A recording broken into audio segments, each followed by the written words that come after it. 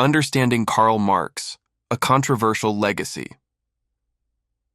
Talking about a man like Karl Marx is never easy. He is one of the most controversial figures in history. On one hand, millions of people worship him like a god, while on the other hand, millions hate him with equal intensity. Before trying to understand him, you must open the windows of your mind and throw your emotions out of those windows. Only then can you comprehend what Marxism truly means. Today, I will tell you about Marxism, what Karl Marx believed and why his ideas have been so influential and polarizing.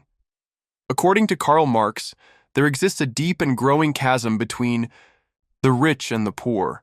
This gap is not just economic, it's a structural problem of society. And in order to bridge this gap, capitalism must be dismantled. Marx believed that no human being should have the right to exploit another person for profit. Yet under capitalism, wealthy individuals often get rich by making the working class labor like donkeys. Marx argued that workers deserve more than just their wages. They deserve what they truly earn through their effort and value. When rich, individuals treated poor laborers like insects, using them for relentless work, Marx began to write. Some people were inspired by his writings, while others found them dangerously provocative. His ideas were so radical that he was forced to stop writing at times and had to change many jobs. In fact, his revolutionary views got him expelled from several countries, and he was constantly on the move. A significant turning point in Marx's life came when he met Friedrich Engels. Their friendship is considered one of the most iconic intellectual partnerships of the 19th century. Yet, while Marx is a household name, very few people know about Engels. But without Engels, Marxism may never have reached the world. Together, they co-authored the Communist Manifesto, a document that laid the foundation of modern communism. It was funded by an organization called the Communist League. When Marx died, people said that the world had lost a man who was both deeply loved and deeply hated. One of the greatest influences on Karl Marx's thinking was the German philosopher Georg Wilhelm Friedrich Hegel, a name worth remembering. While studying at university, Marx read Hegel's works and was deeply moved by one core idea, that nature is never static. People are always in a state of change, constantly evolving.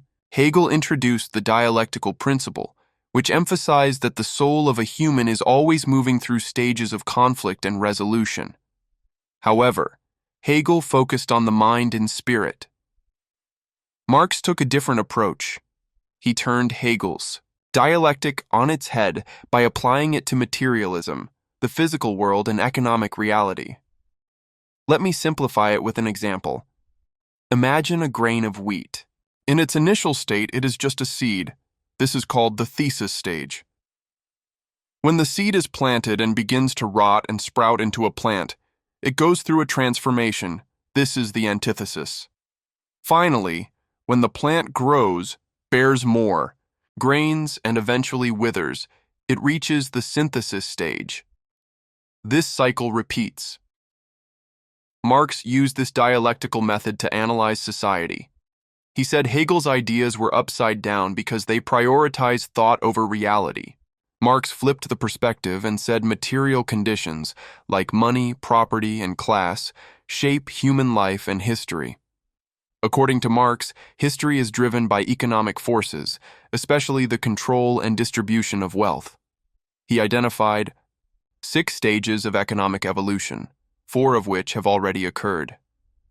Let's look at these stages. Primitive communism. In early human history, during the Stone Age, people lived in groups for protection against wild animals. Tools were shared and used by everyone. There was no concept of private ownership. Everything was communal. Marx called this the first stage of communism. Slave society. Over time, some people gained control over land and tools. Others were forced into slavery and worked under them. The economy was built on agriculture, and landowners held all the power, while slaves did the labor. Feudalism, a feudal system, developed where land became concentrated in the hands of a few nobles. Others worked as peasants or serfs on that land. The gap between the rich and the poor deepened even further. Capitalism, with the Industrial Revolution, power shifted to merchants and business owners. Machines were introduced, but only the capitalists owned them. Workers provided the labor but remained poor. According to Marx, this system widened the divide between rich and poor to dangerous levels. Marx predicted that this widening gap would eventually lead to a massive revolution. Workers across the world would unite and overthrow the capitalist class. That would bring about the next stage. Socialism, in this stage, the workers would seize power. The working class would govern the world. There would be no individual ownership of wealth. Resources and profits would be shared equally among all. This revolution would not be optional. It would be inevitable. Marx believed that the poor would be forced to rise because a small percentage of people would end up hoarding most of the world's wealth. He emphasized that revolution is necessary because the rich would never willingly give up their power or money. His famous slogan was, "Workers of the world, unite. End capitalism." Communism, final stage. In this ultimate phase, there would be no countries, no borders, no castes, no classes, and no families in the traditional sense. Everyone would be a worker. There would be no owners, only shared labor and shared resources. Now this raises a question. Why did Marx want to eliminate nations, castes, families, and classes? Marx believed that all these institutions were created by the rich to maintain control over the poor. These systems keep people divided and distracted. People focus on protecting their caste, class, or family, and fail to realize that true power lies in the hands of the wealthy, not the government.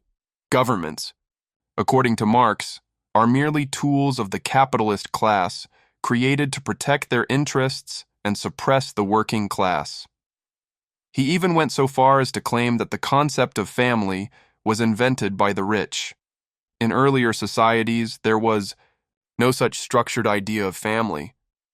But the wealthy wanted to make sure their wealth stayed within their own bloodline after death, rather than going to the poor. So they created the family structure to ensure inheritance and control. Karl Marx's ideas continue to spark debates, revolutions, and reforms across the world. Whether you agree with him or not, one thing is certain. He changed the way the world thinks about power, wealth, and justice.